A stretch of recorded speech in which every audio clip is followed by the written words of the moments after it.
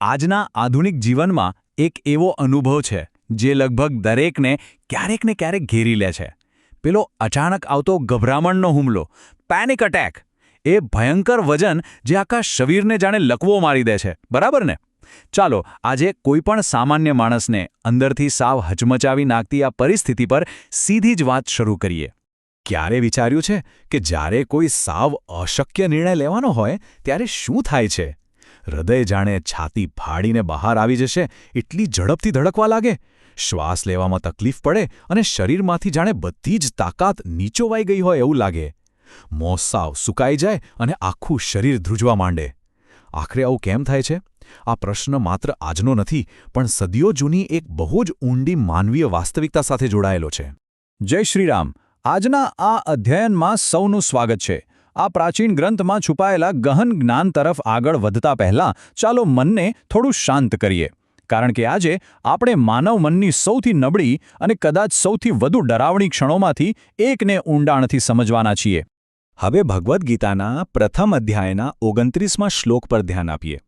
આ શ્લોક હજારો વર્ષો પહેલાં અનુભવાયેલી એક ગહન તકલીફ અને માનસિક યાત્રાની ક્ષણને અદ્ભુત રીતે રજૂ કરે છે.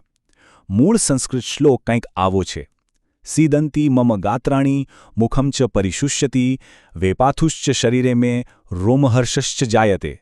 આ માત્ર કોઈ પુસ્તકના અક્ષરો નથી હો. આ એક મહાન યોદ્ધાની અંદર ચાલી રહેલી ભયંકર વેદનાનો સીધો અવાજ છે. તો આ શ્લોકનો ચોક્કસ અર્થ શું છે એ સમજવું ખૂબ જ નિર્ણાયક છે. ભગવાન કૃષ્ણની સામે ઊભા રહીને અર્જુન કહી રહ્યો છે કે મારું શરીર સાવ નબળું પડી રહ્યું છે, જાણે અંગો શિથિલ થઈ ગયા છે. મારું મોં સુકાઈ રહ્યું છે, આખા શરીરમાં ભયંકર ધ્રુજારી ઉબડી છે અને ડરના માર્યા મારા રૂમાણા ઊભા થઈ ગયા છે.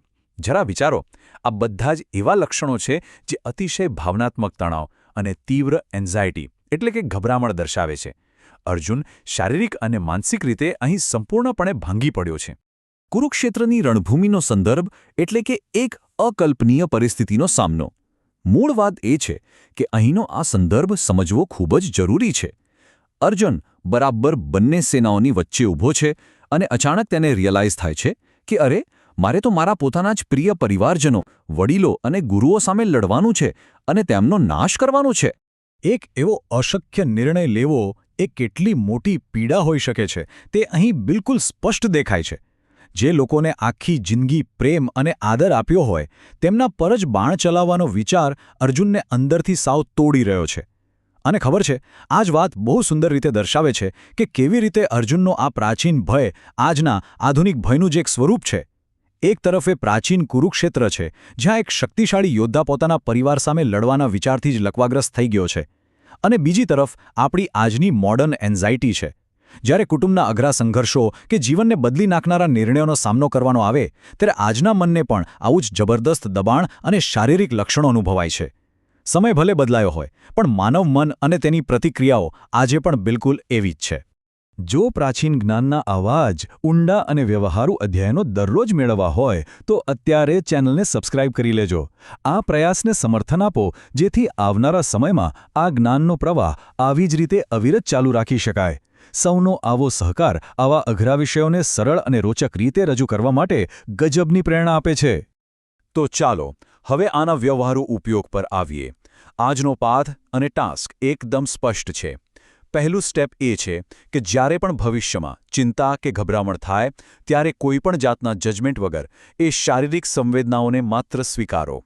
તેને દબાવવાની મહેનત કરવાને બદલે તેને માત્ર ઓબ્ઝર્વ કરો, તેને અનુભવો. અને બીજું, એ હંમેશા યાદ રાખવું જોઈએ કે અર્જુન જેવા વિશ્વના સૌથી મહાન યોદ્ધાએ પણ બરાબર આવો જ ભય અને અંદરથી આવો જ ખળભળાટ અનુભવ્યો હતો. એટલે ડર લાગવો એ કોઈ નબળાઈ નથી, પણ એ માત્ર માણસ હોવાની, એક જીવંત મનુષ્ય હોવાની નિશાની છે. આ આખી વાત આપણને સમજાવે છે કે એન્ઝાયટી કે ડરનો આ અનુભવ કેટલો સાર્વત્રિક છે. જીવનના આ અઘરા સંઘર્ષોમાં કોઈ ક્યારે એકલું નથી હોતું. પણ હવે વિચારવા જેવો એક મોટો પ્રશ્ન એ છે કે શું આપણે પણ આપણા રોજિંદા જીવનના આ કુરુક્ષેત્રમાં આવા આંતરિક ભયનો સામનો કરવા ખરેખર તૈયાર છીએ? આ ભયંકર શારીરિક અને માનસિક સંકટ પછી અર્જુનના હાથમાંથી એનું એ મહાન ધનુષ્ય ગાંડીવ કેવી રીતે સરકી જાય છે તેના પર આવનારા સેશનમાં ઊંડાણથી વિચાર કરીશું. મળીશું કાલે અધ્યાય 1ના શ્લોક 30 સાથે.